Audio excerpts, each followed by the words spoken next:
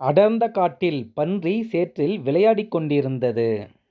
அதே காட்டில் யானை ஒன்று குளத்தில் குளித்துக் கொண்டிருந்தது.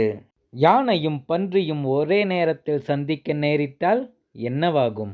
அந்த நேரமும் வந்தது. பன்றியை பார்த்ததும் யானை ஒதுங்கிக் கொண்டது.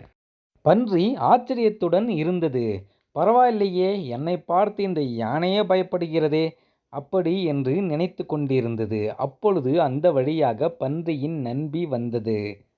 பன்றி நண்பா, உன்னை பார்த்து இந்த யானையே பயப்படுகிறது. நீ பெரிய ஆள்தான் போ. யானையே, என் நண்பனை பார்த்து நீ பயந்து விட்டாயா? நான் பயந்துட்டேனா?